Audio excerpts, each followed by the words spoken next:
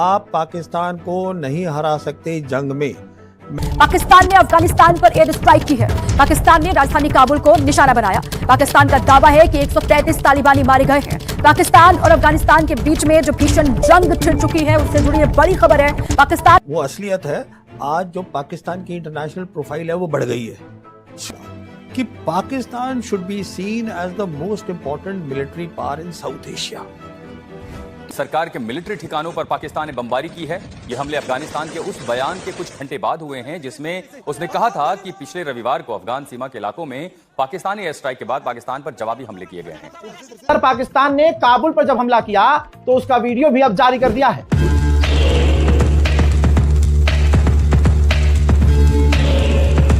कई इलाकों पर बमबारी की है। पाकिस्तान की एयरफोर्स ने भी वहां पर बम गिराए हैं और काफी हद तक आपस में जंग हो रही है। पाकिस्तान ने शुक्रवार तड़के काबुल, कंधार और पक्तिया में बमबारी की, यानी पूरी जंग की स्थिति बन गई है। पाकिस्तान की इंटरनेशनल प्रोफाइल है वो बढ़ गई। जो सोल्जर्स हैं वो दुनिया के वन ऑफ द बेस्ट है, बहुत बढ़िया है। दिक्कत होती है लीडरशिप से। पॉलिटिकल विल लाइए, डिटरेंस बनाइए, उसके लिए चाइना को स्टडी करिए। फिर बमबारी की है। पाकिस्तान की एयरफोर्स ने भी वहां पर बम गिराए हैं और काफी हद तक आपस में जंग हो रही है।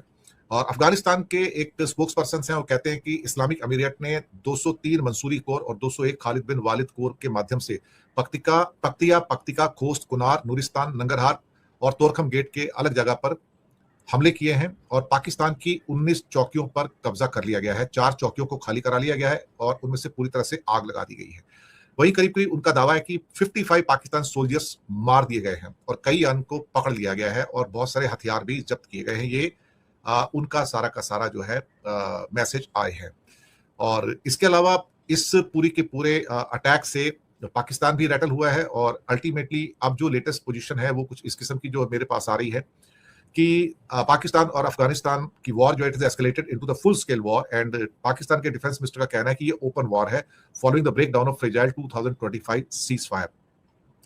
पाकिस्तान ने एक आज यानी कि 26-27 तारीख की जो नाइट थी उसमें गजब लिल हक राइटियस फ्यूरी गजब लिल हक नाम से एक ऑपरेशन स्टार्ट किया और एयर स्ट्राइक इसमें अफगानिस्तान की कैपिटल काबुल पे हुई है, कंधार पे हुई है, पक्तिया पे हुई है और Pakistan stated the strikes were a response to the unprovoked aggression from the Afghan forces.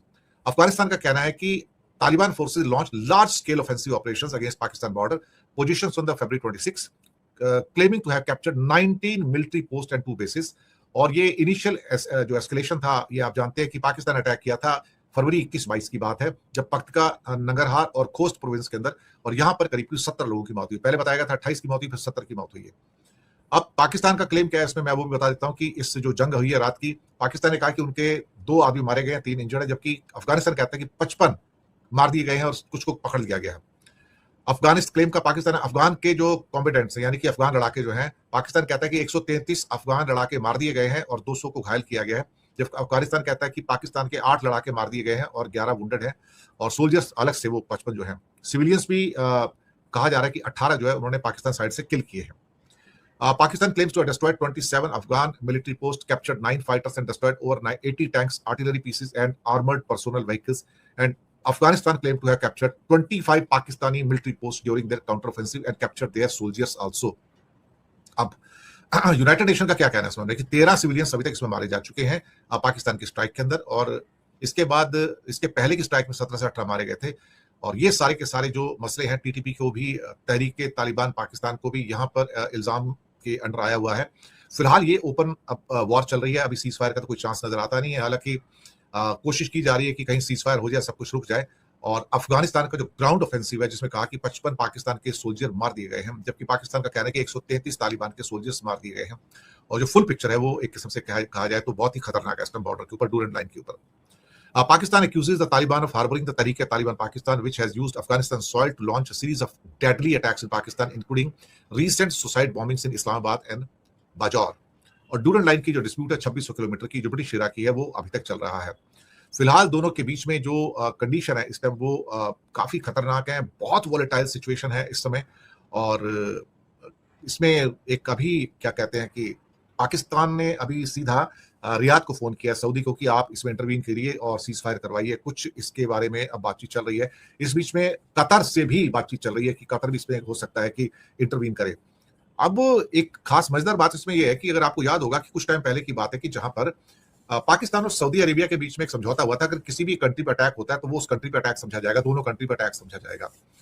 और उसके बाद अब पाकिस्तान पे अटैक हुआ तो क्या इस अटैक को सऊदी पे अटैक समझा जाएगा? और मैंने पहले भी कहा था ये सिर्फ पेपर पे है। अगर पाकिस्तान में कोई कंट्री अटैक करता है तो वो सऊदी उसको अपने कंट्री पे अटैक समझे, ऐसा नहीं होगा। वो क्या कहते हैं, मोटिवेशन लेवल के लिए अच्छा है वो।